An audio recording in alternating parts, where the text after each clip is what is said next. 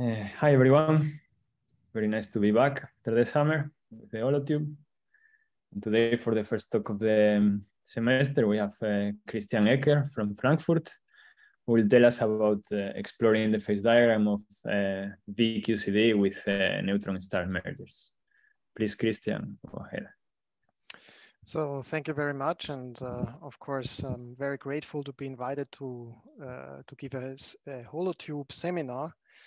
So I got a little bit out of touch with the ADS-CFD community recently because I was focusing more on neutron star specific things, but it's good to be kind of back. And the topic of my talk will be some recent works that I've been doing with my collaborators, Tuna Demircic, Matti Järvinen, where we put out this paper about temperature and charge fraction dependent holographic model for dense QCD matter, and which we then also used in merger simulations in the group of Luciano Rezzolla here in Frankfurt, together with two very good PhD students, Samuel Tutel and Konrad Topolsky. So in this picture, I show you kind of a short illustrative summary of what I'm going to present today. This is an illustration of kind of the workflow that we use here. We use models from holographic models, in particular the thermodynamic of black brains and black holes, to model the properties of QCD, in particular the QCD phase diagram, and then use these models in actual large-scale hydrodynamic simulations to produce predictions for neutron star mergers and gravitational waves. So just to give you a little bit of a teaser, this is what I will show you in a second, is a short animation of one of these simulations where we followed this approach. So on the top left, you see the density distribution in the orbital plane of a binary system that is similar to this famous first neutron star merger gravitational wave detection from the August in 2017.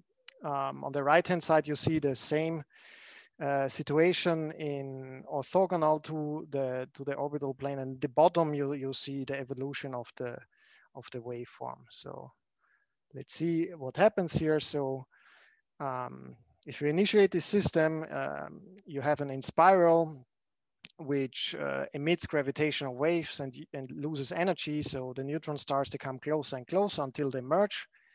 And what happens in this case is that there is, after the stars get in contact and merge, a so-called hypermassive neutron star is formed, which in this case collapses after a few milliseconds into a black hole. And what remains is a rapidly rotating black hole in the center, which is surrounded by a massive torus of matter.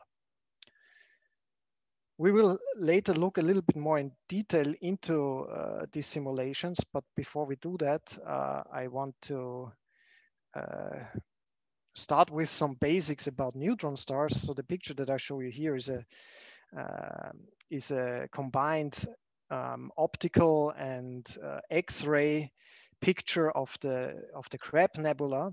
So this is a very famous example for the remnant of a supernova explosion that happened quite recently, some 1,000 years ago. This was documented also to be seen for several days during bright daylight. And the interesting thing about this is that in the center of this nebula, there is a bright object which is a neutron star. So, and what makes this neutron star a little bit special is that it's quite young, and it's also visible in the optical spectrum. And you will see later on in the talk, there are always these funny names that classify the neutron star. And just to give this a little bit of a meaning, the first three letters, PSR, mean pulsating sources of radiation. So this is how neutron stars are typically observed, as fast rotating pulsars which emit electromagnetic radiation, which then can be observed by telescopes. So what happens, so how are neutron stars formed, and what are their basic properties? So once after the supernova, by angular momentum conservation, small rotations can amplify a lot. So neutron stars typically rotate very fast. The current record holder has a rotation frequency of about 716 Hertz, which corresponds to a surface velocity of about a quarter of the speed of light. So these neutron stars, they are typically observed as pulsars. These are highly magnetized stars that were typically the direction of the magnetic field and the electromagnetic radiation that is emitted by this field is misaligned with the rotation axis of the star, and what they then observe as a signal is a blinking X-ray signal that you then can associate it to the stars. Now, the neutron stars, they're very, very small. So by gravity compresses the matter inside neutron stars to a size of about 12 kilometers, and they have a typical mass of 1.4 solar masses. So they are the pressure of the neutron star matter counteracts gravity, and it was already early clear that just the pressure that comes from the Pauli exclusion principle of non-interacting matter is not sufficient to describe the neutron star masses that were observed. So what's important for neutron stars is specifically the pressure that is also contributed from the strong interaction of very high dense matter. So neutron stars actually have a quite complicated shell structure, and not everything is known about their interior composition. So, but what is kind of known is that due to gravity, the surface gravity is extremely large. So it is 10 to the 11 times larger surface gravity than the Earth. And because of this strong gravitational effect, you have a very smooth surface with mountains that are typically less than a few millimeters high. Then neutron stars also have a very, very tiny atmosphere, which is composed of mostly hydrogen, helium, and also a little bit of carbon. And then there is a layer which is called the outer crust, which is composed of iron lattice. And then there is an inner crust, which is composed of neutron-rich nuclei, and which transitions to neutron liquid. Then further in the interior, there is this so-called outer core, which is then mostly composed of neutrons, protons, electrons, and muons. And if you go further and further inside the star, matter gets more and more dense, of course, and also more and more neutron rich. So this is because the protons and the electrons, they are squeezed so hard together that there is this effect of electron capture, that they form neutrons and emit then the neutrinos, which also cool down the star. So already here, you're at densities which cannot be theoretically, so matter at these densities that appear here are already very difficult to explain by traditional models. But it's even more severe in the so-called inner core, where you reach densities from 2 to 5 or even more density than what you find in atomic nuclei. So this is what you see in some of these plots is this NS, which is the nuclear saturation density. This is the typical number density that you have in the heaviest stable nuclei. And here in the interior, it's important to mention that there is not only difficult to compute the properties of matter, but you are not even sure what kind of matter is there. So there can be deconfined quarks, there can be strange quarks involved, there can be strange matter and things like that. So it's not yet clear how the interior composition of a neutron star actually is. So what I show you here is a density profile that comes out of an actual neutron star simulation, where you make certain assumption about the matter composition of the star. This specifically is based on one of these holographic models that we developed.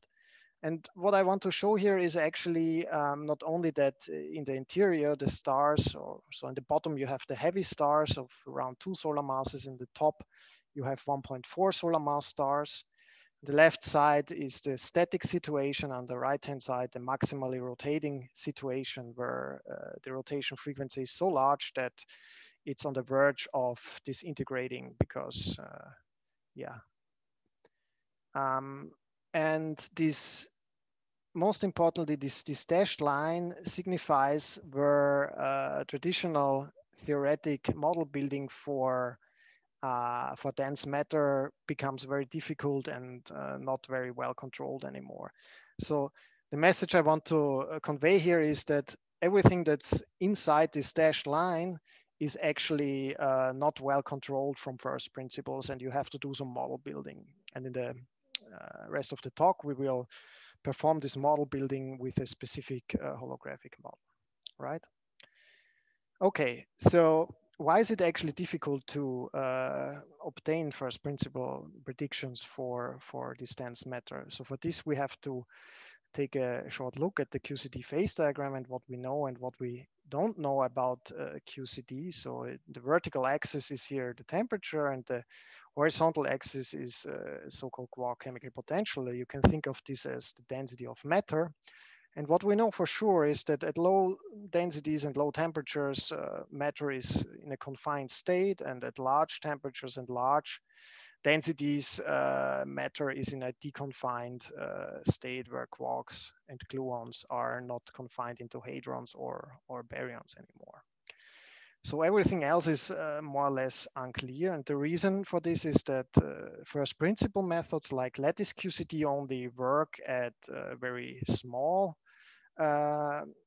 densities and finite temperature. From this, you can deduce that there is actually at small chemical potentials, not a phase transition between confined and deconfined matter, but rather a smooth crossover. And at very large densities, you can have theoretical control of QCD with perturbative methods. But these densities, they are larger than, much larger than what you expect in a neutron star. And then there, of course, is a number of effective field theory models for low density matter and finite temperature, which currently can reach close to the nuclear saturation density, but not beyond. Now, as I said, this region in between, so particularly this white region here that includes this potential first order phase transition between confined and deconfined matter, and also this critical point that is where people try hard to find this in collision experiments. This is not really well known what's going on here. This is, of course, also a problem when you want to study neutron stars, because in the course of neutron stars, you expect densities that fall into this region where you don't have theoretic control. In particular, when you look at the merger of neutron stars, there can strong shocks develop during the collision, which heat up the matter, and you actually need you need information about the temperature dependence of QCD as well. So the most basic quantity that is required to produce predictions for neutron stars is the so-called equation of state. This is in the simplest case a relation between the pressure and the energy densities, in more detail also of the temperature and the chemical composition. If you feed this into the Einstein equations, you can obtain predictions, for instance, for the mass radius relation of neutron stars. So here in the bottom left, I show you kind of an illustration what is known from first principle about the equation of state. So in the vertical axis is the pressure, and the horizontal axis is the energy density. And this purple band shows approximately the region where you expect that neutron star cores are.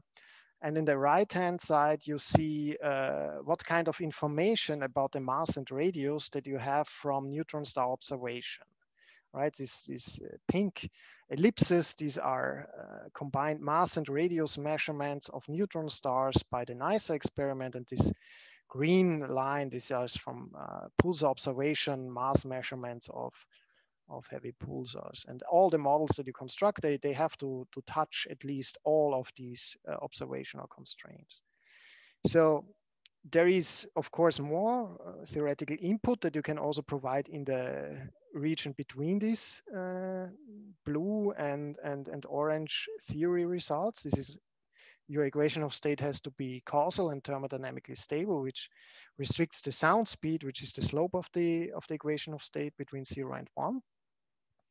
And of course, you can then impose also the direct mass measurements and also information that you get from binary neutron star mergers. And when you do that, you obtain a band that looks like that. So on the left-hand side, this is the region where current constraints allow the equation of state to be. And on the right-hand side, you see the corresponding region for the mass-radius relation, right? So before we go into the holographic modeling, there is, of course, other approaches that do not, that are very valuable because they don't rely on a certain type of model. These are kind of model agnostic approaches. And the game that you play here is that you impose all the constraints from nuclear theory and perturbative QCD, which I show here on the left, and connect this region with random but causal and thermodynamically consistent curves, right? And then you only keep these curves, which also satisfy the pulsar and binary neutron star observations. So on the right-hand side, you see 3 of these examples that are constructed in this way. You see these curves on the left-hand side. These are these model agnostic equation of states. On the right-hand side, you see the corresponding mass radius curves. And there is, of course, a lot of recent work which employs this method and provide all kind of predictions for dense matter. So we also did this and performed this to a numerically quite extensively by constructing millions of these random curves that pass all the theory and astro constraints. And then you can look at the distribution functions of these curves. These are now these blue shaded regions that you see here in the left-hand side for the equation of state, and on the right-hand side for the mass radius distribution. And the darker regions are then the regions which are more likely or satisfy better the astro constraints. And from these studies, you can already get some estimates for the radii of typical stars with some error bars, and yeah. And you can even go a little bit further with this approach, and by fitting these distribution functions to some analytic formulas, you can obtain quite some useful analytic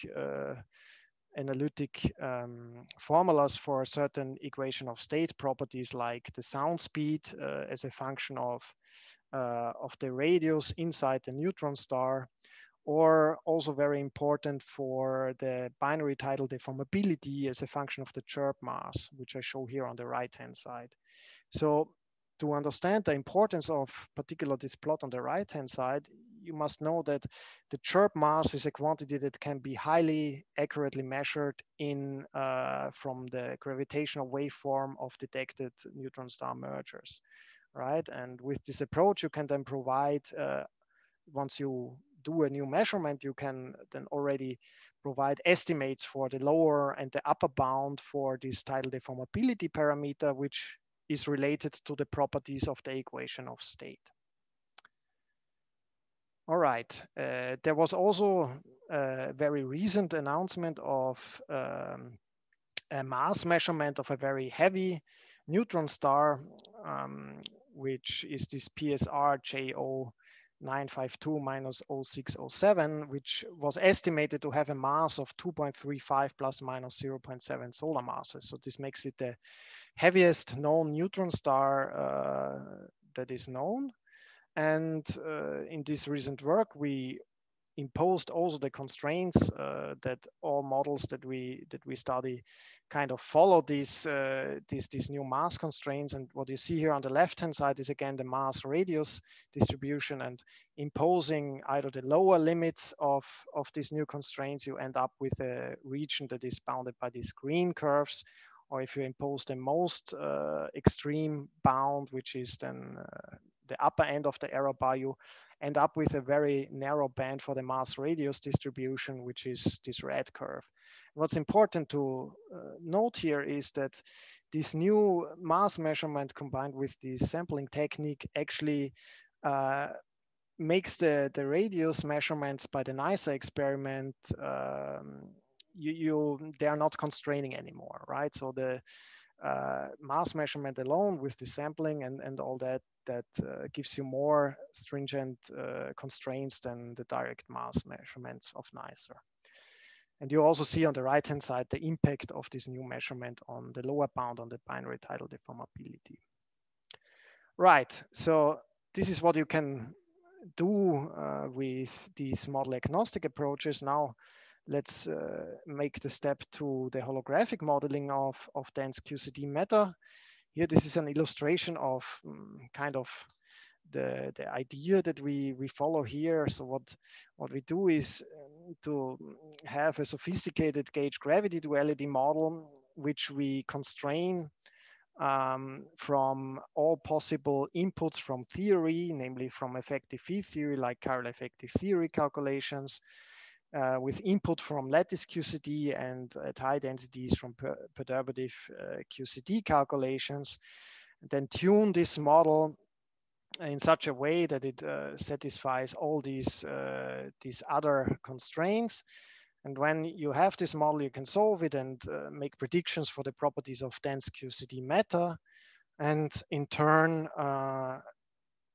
about the structure of neutron stars. And this is of course nice because this enables you to have this feedback loop, first of all from the dense matter properties itself that can be further constrained by QCD experiments, by collider experiments, and from the predictions of neutron stars, there can be further and further constraints by future astro observations.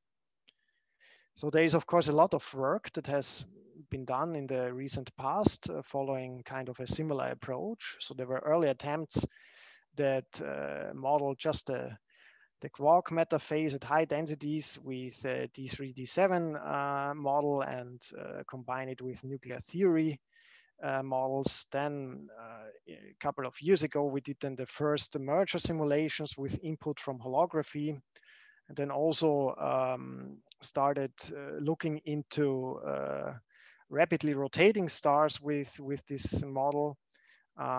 This was motivated by this more recent observation that there was a merger observation that included a very massive object where it was not clear if it was a black hole or a neutron star, and we were able to show that it's consistent with a rapidly rotating star that is modeled with this Veneziano QCD model. And then there, of course, are further improvements on holographic modeling that also includes superconducting phases. And there is also this very, very nice work on the Witten-Sakai-Sugimoto model, where Kowensky, Poole, and Schmidt managed to really construct or let's say use this model and improve the model so far that the predictions of this model are consistent with realistic neutron star properties. And then there were also a group that started then to also follow this full path of building holographic models and performing merger simulations. Then of course I cannot list all relevant works, but if you're interested, there are two review articles with many more references. So for the rest of the talk, we are using a very specific model, which is this holographic V-QCD or Veneziano QCD model. This is a holographic bottom-up model for QCD, which has many parameters that are tuned to mimic QCD and that are constrained by lattice QCD data. This is an effort, still ongoing effort for more than a decade now. And it has several sectors. The gluon sector is modeled with improved holographic QCD, which is basically Einstein dilaton gravity with certain tuned potentials for the dilaton. And then there's a quark sector modeled with a tachyonic dBi action. And there has also this very important extension of the model with baryons, which are modeled with a homogeneous solution of non-abelian dBi and a Chern-Simons action. So I cannot go in this talk into all the details of the model, but if you look later at the slides in the end, there are some more information about these models. One important aspect of this model is that you punch all this together and then you go to the so-called Veneziano limit. You send the number of colors and the number of flavors simultaneously to infinity and keep the ratio fixed. This allows you to maintain the interaction between the quarks and the gluons, which would be otherwise parametrically suppressed. Okay, so much about the formulas. Let's look at some of the results. So it's already a while ago, we used this model and built a so-called hybrid equation of state. So it's important to note that these V-QCD baryons that are constructed in V-QCD, they assume that the baryonic phase is homogeneous. So this assumption breaks down when the density gets lower. So to fix this, you can combine the model at high density and match it at lower density to traditional nuclear theory models that are well constrained. This is kind of can be seen on this bottom left plot. So here you again have the constraints from nuclear theory and perturbative QCD. So it's this blue and this orange band, and these three curves that I show you here, the red, green, and blue curves, these are three specific realizations of this hybrid equation of state. So at the low density part, you have a traditional nuclear theory modeling, which is then matched to the holographic nuclear matter in V-QCD. And then these dashed lines, they show you a strong first order phase transition that happens in this model. And the dashed line is again the holographic quark matter phase in V-QCD. There's a very important aspect to this, namely that the location and the strength of the phase transition is not plugged in by hand, which is often done in traditional approaches, but it comes out as a result in the prediction of the V-QCD model.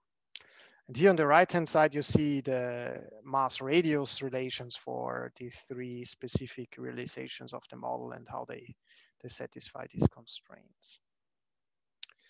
Right, so this was kind of the zero temperature result from V-QCD, but when you want to perform neutron star mergers, temperature dependence is actually essential. So you also want to have the information about the finite temperature dependence of the equation of state. And for this, we recently extended the model to finite temperature.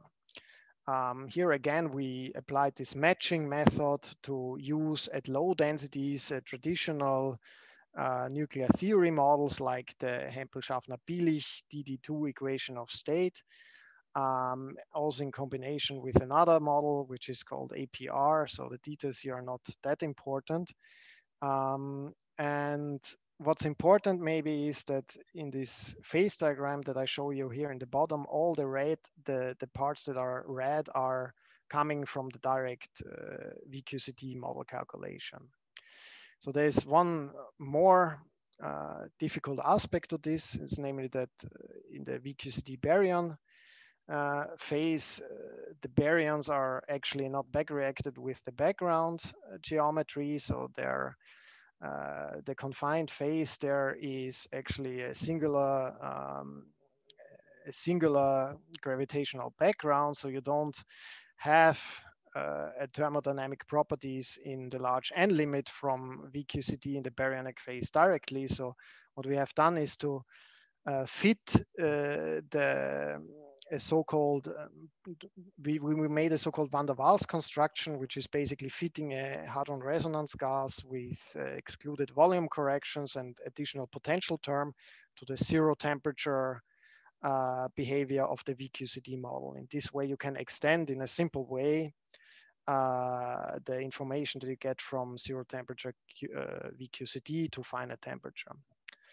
And as you can see here, also I marked a region, this banded triangular region, which is a mixed phase between baryonic and quark matter, and this you obtain from a so-called CHIPS construction, where you at each temperature demand thermodynamic and chemical equilibrium, and this then gives you the properties in this mixed phase.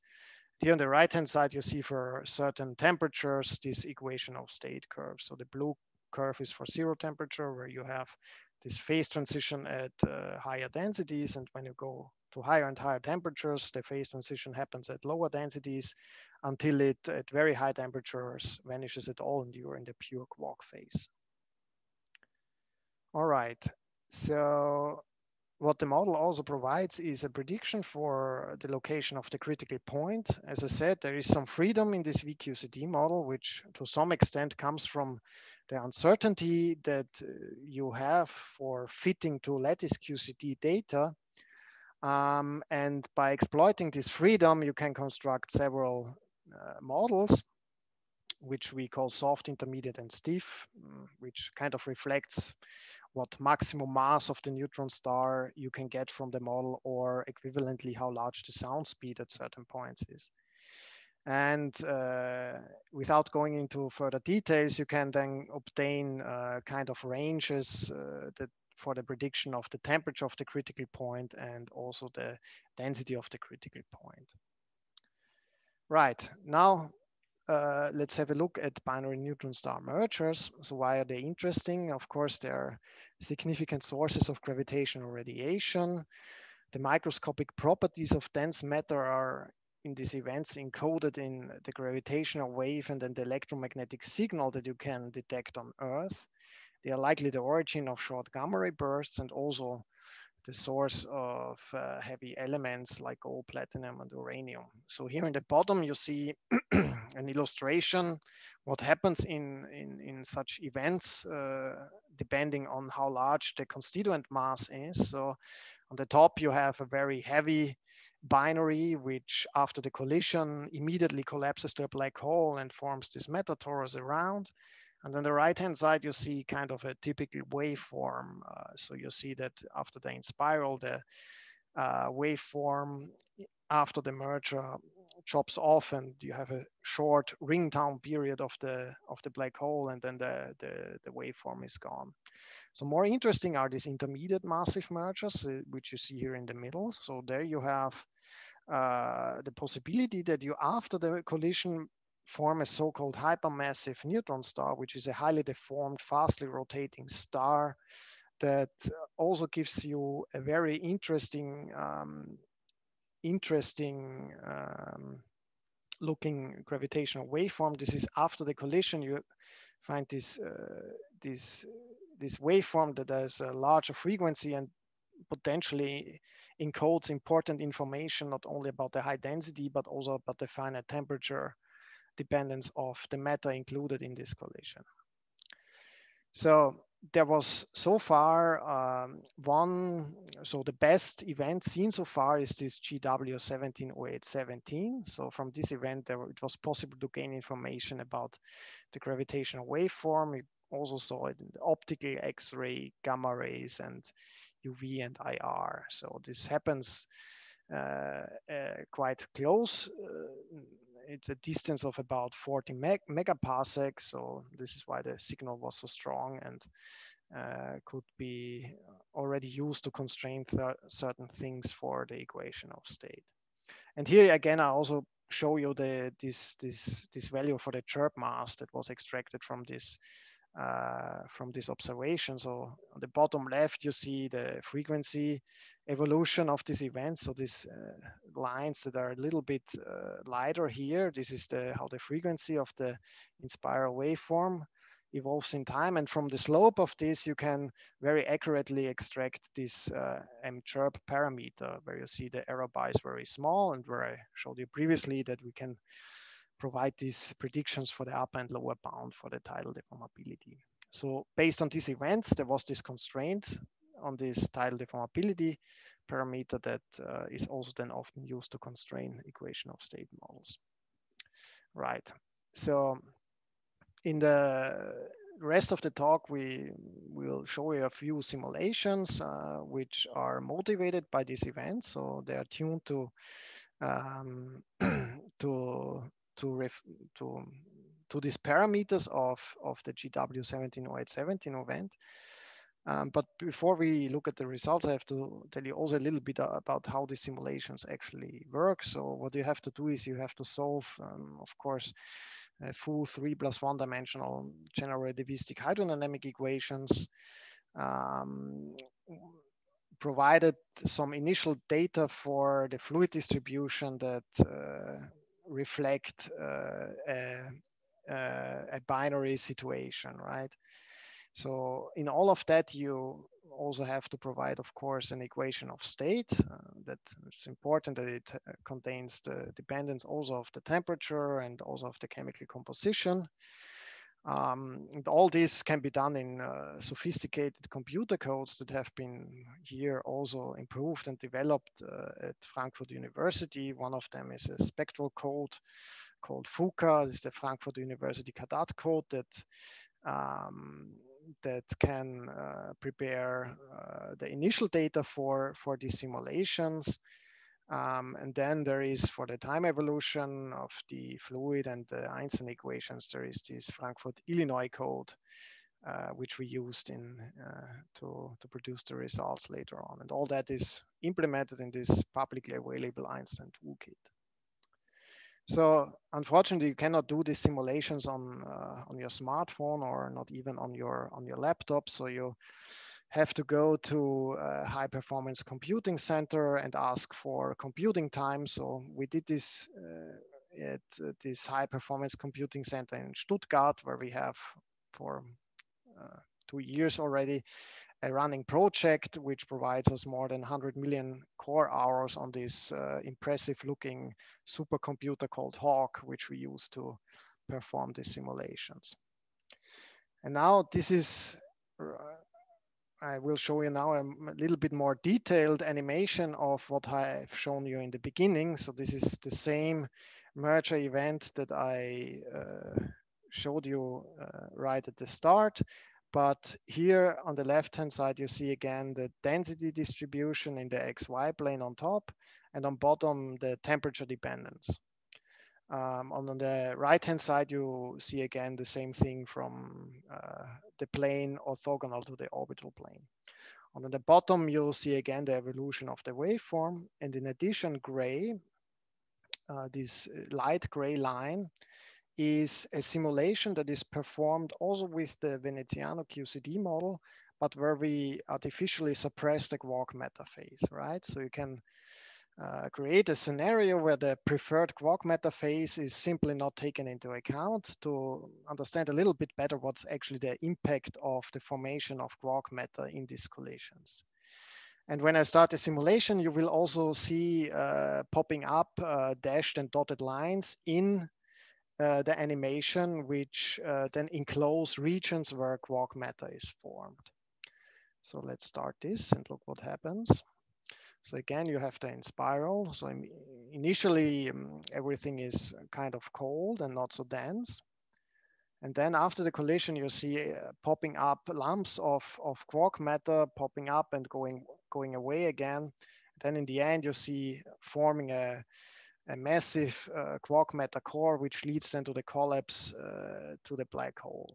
And when you look at the bottom where I show the waveform, I mark with this red dashed line the time where the simulation with the quark matter phase collapses to the black hole, and with the gray dashed line, the time where the merger collapses without taking quark matter into account. So you already see here, there's kind of a difference from including the dense quark matter phase. So, Okay, so much for this. Now we can have a closer look what happens at certain snapshots in time. So from left to right, you see three different snapshots of the simulations, briefly after the merger, a little bit later, and then right before the collapse to the black hole. The first line, you see again the distribution of the density, and these lines mark again the region where quark matter is formed. In the second line, you see the temperature distribution, and in the bottom line, you see the quark fraction. So it's the fraction of matter that is in the quark phase. And there you see something interesting, right? After the collision, you see these lumps of quark matter forming not in the densest parts, but where the matter is very hot. This happens because after the collision, the shocks heat up matter, and you go in the temperature direction into the quark phase. A little bit later, the situation is a little bit different. So there the quark matter is not formed in the densest region, but also not in the hottest region. So this is what we then call the warm quarks. And then finally, right before the collapse, you have this massive region where you have a pure quark phase in the center where the density is largest, but the temperature is very low. So you have a formation of dense cold quarks right before the collapse, right? And you can also look how this situation looks like in the actual phase diagram. So here again, you have on the y-axis the temperature, and then the x-axis the density. The pink region is the confined phase. The green region is the mixed phase, where you have a mixture of baryonic and quark matter. And in the blue region, you just have deconfined quarks. And these red, green, and blue symbols, there are snapshots of certain quantities that fall into these time regions that are here marked in a darker color here on the time bar on the top. And let's take one example. So let's take, for instance, the situation right after the merger. At early time, these are the red symbols.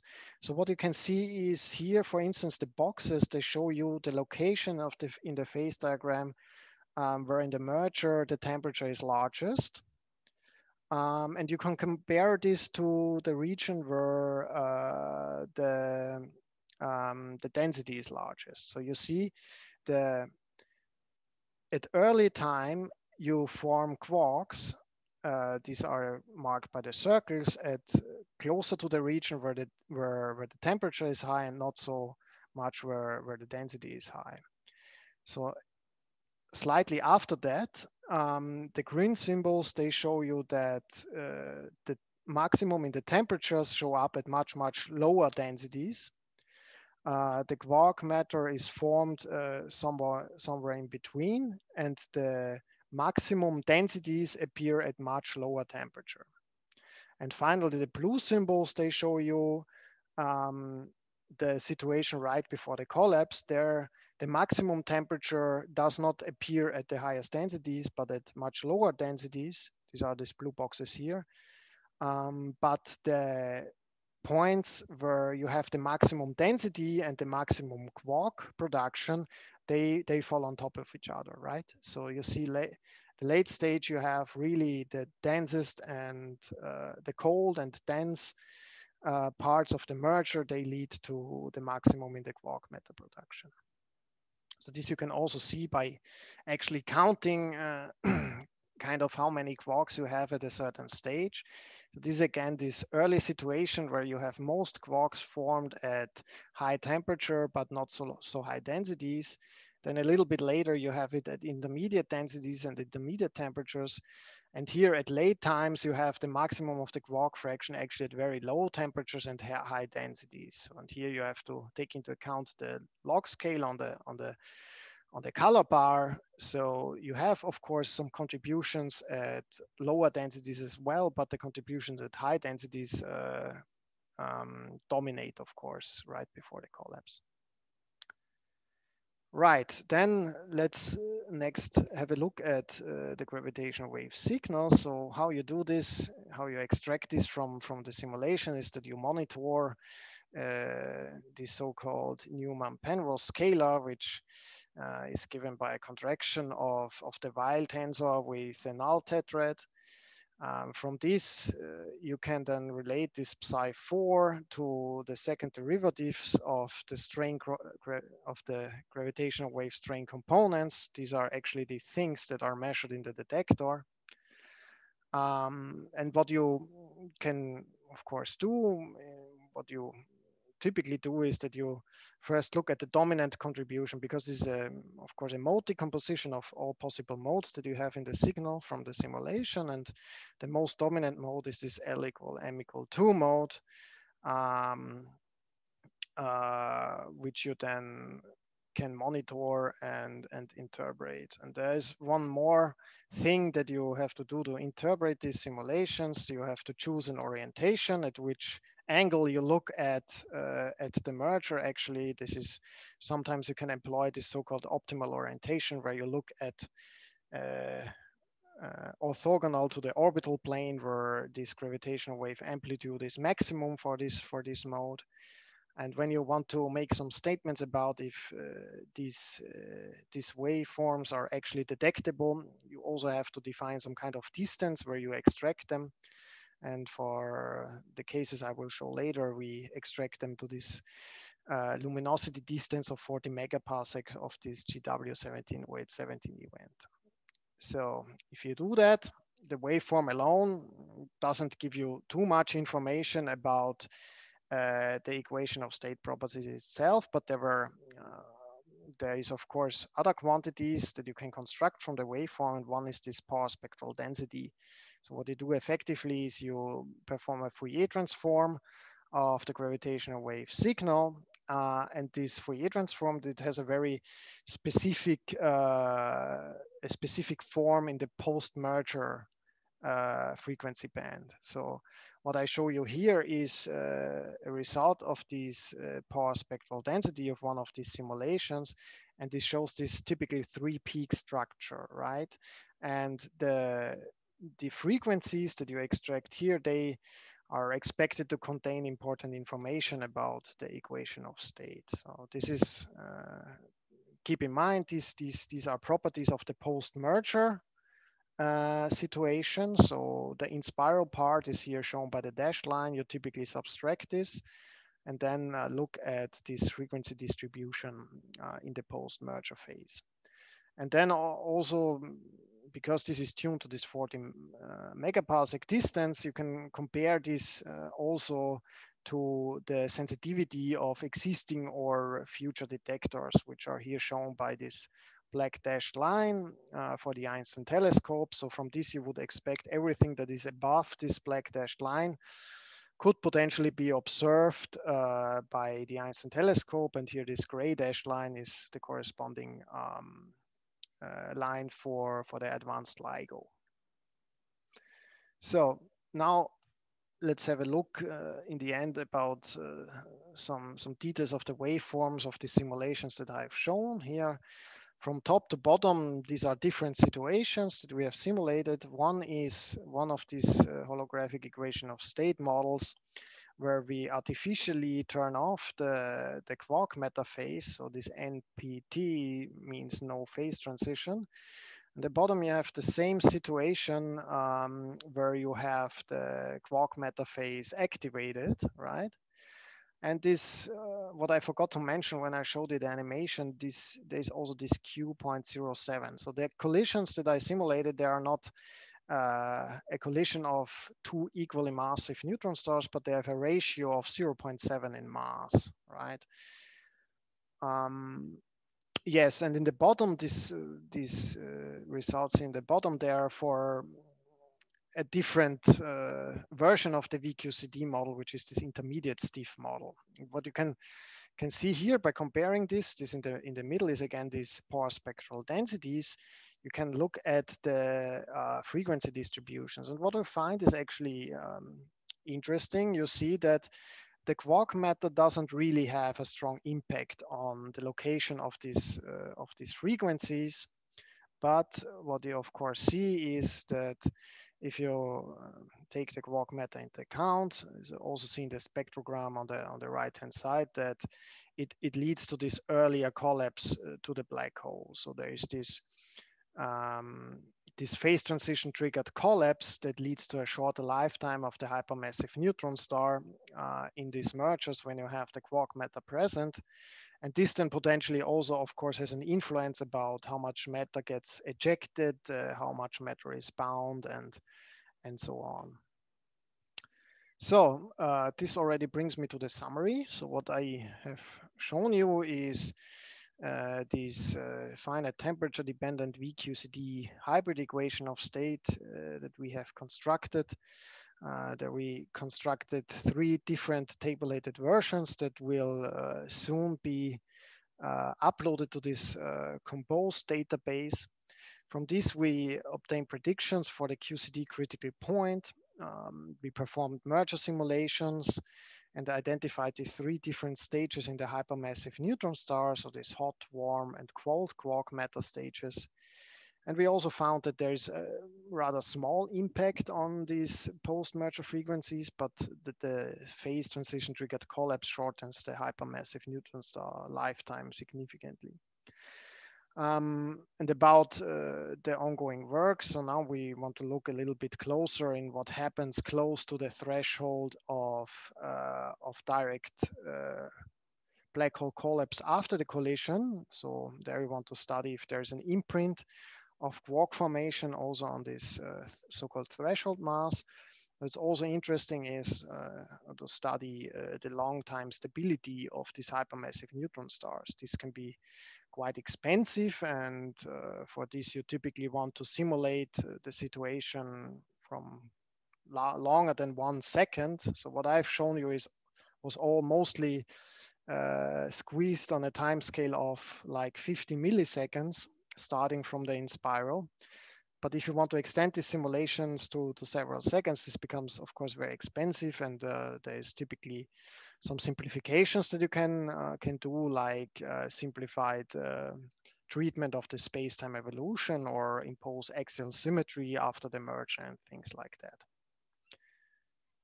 And I will end here. Thank you, Christian. Very nice talk, very comprehensive.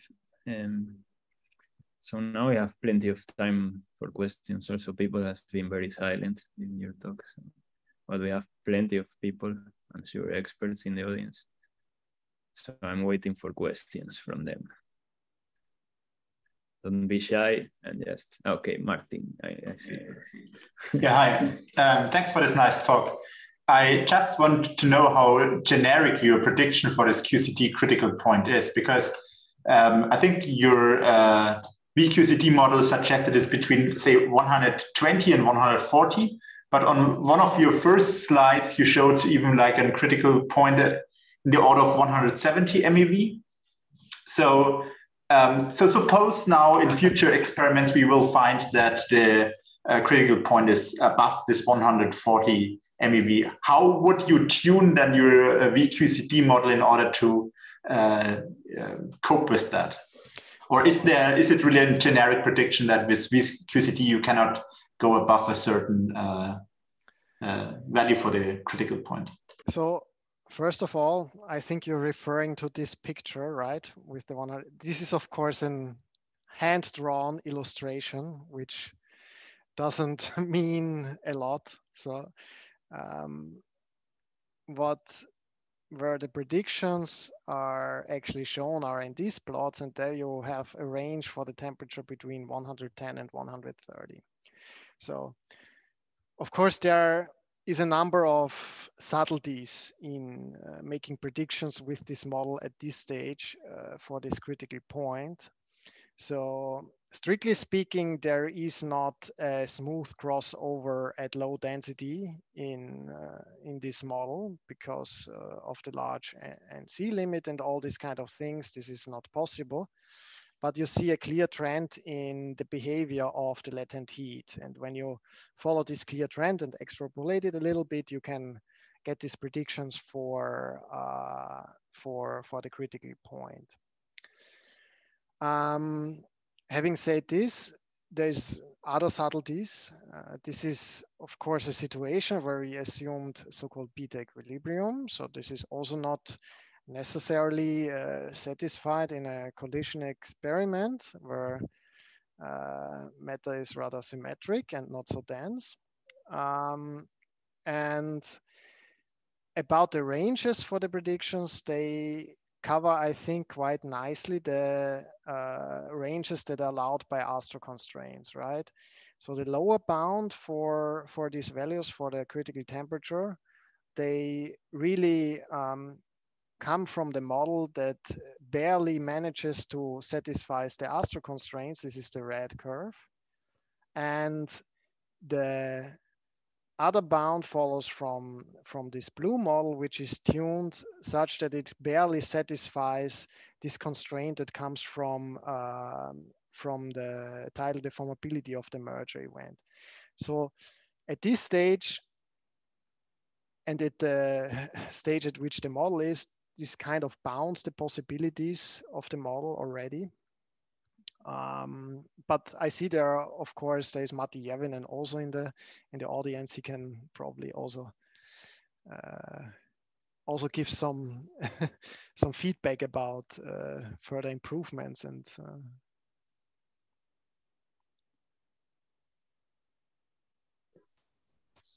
Right. So yeah. Can you hear me? Perfectly. Yeah. So yeah, I mean, of course, there is quite a bit of model parameters in the model, and we think that what we are varying in order to get this range in the critical point is the most important parameters. But we didn't do like very careful scan of all possible choices of parameters after fitting the model to like QCD and lattice data. So in principle, there could be some uncertainty. It's like a quite heavy computation that we have done. So we have done it only for these 3 different cases. And based on that, you get this range. And it seems that this is the most important effect, but there could be some model uncertainty, like additional. Okay, thanks.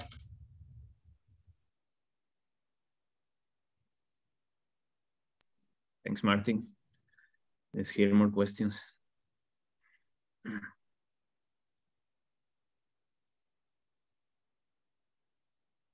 Okay, you don't need to raise your hands, Carlos. You can just ask there.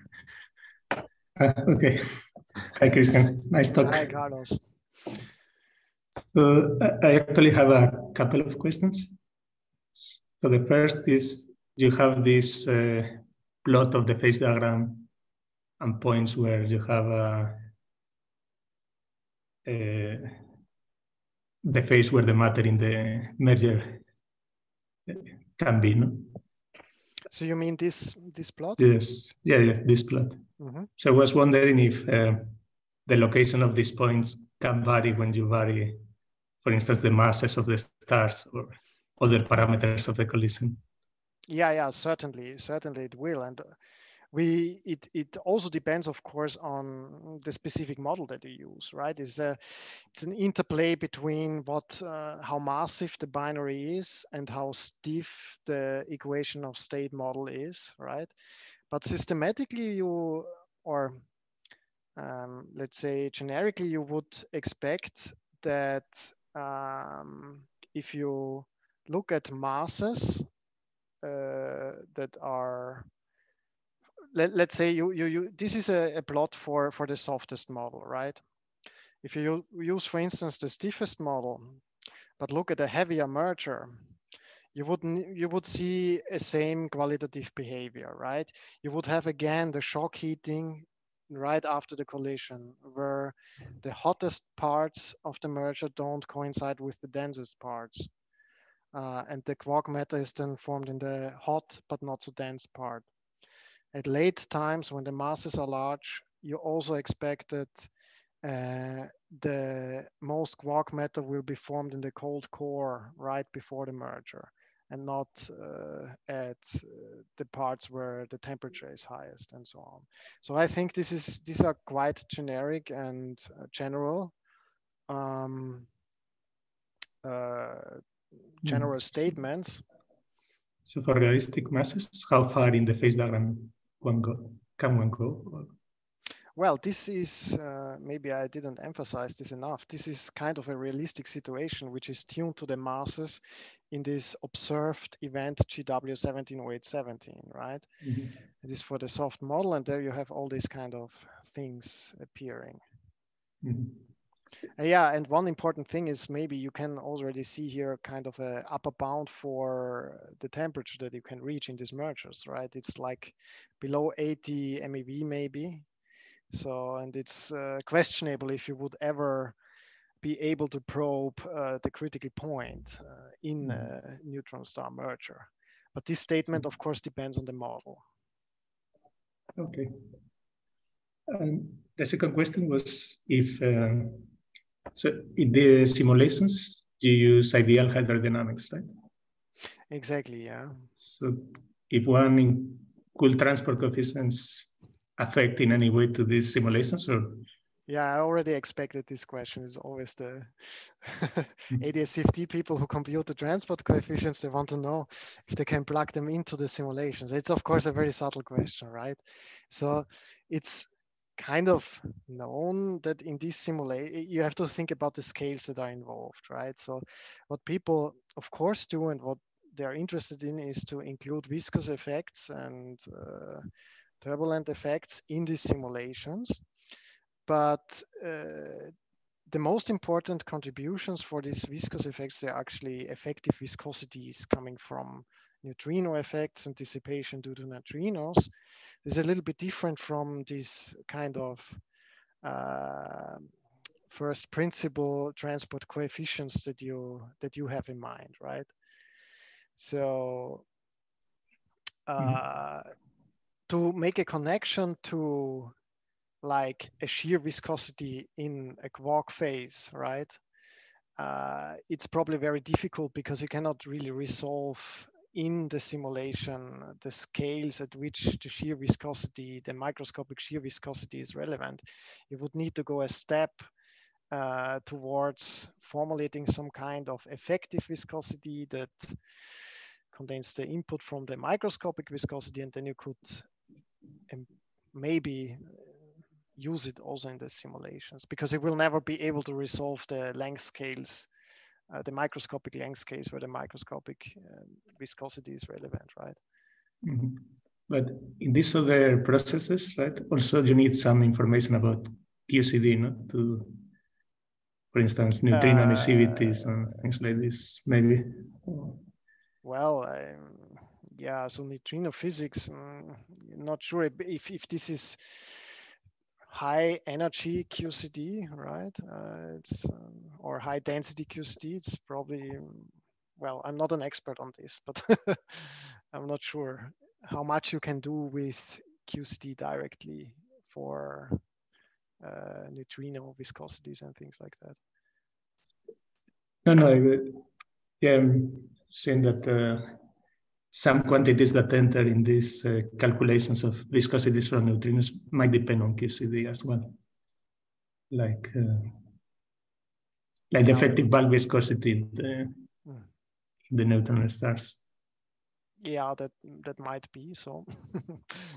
I don't know more about this. So would be interesting to understand this a little bit better. That's right. Mm-hmm. Okay, thank you. Thanks, Carlos. More questions?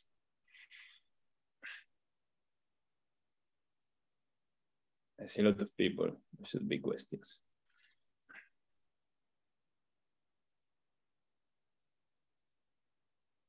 No one? Okay, maybe people is waiting for the informal questions that we do after I stop the recording. It's okay for you, Christian. But let's ask for a last official question. No one? Okay, then let me Stop the recording. So let's thank Christian again for this very nice talk, answering all the questions. And let me tell you that next week we meet again for a talk by Christian Jensen from Victoria. So see you all next week.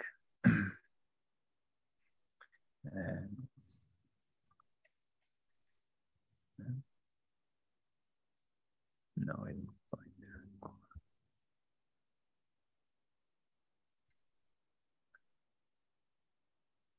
Okay.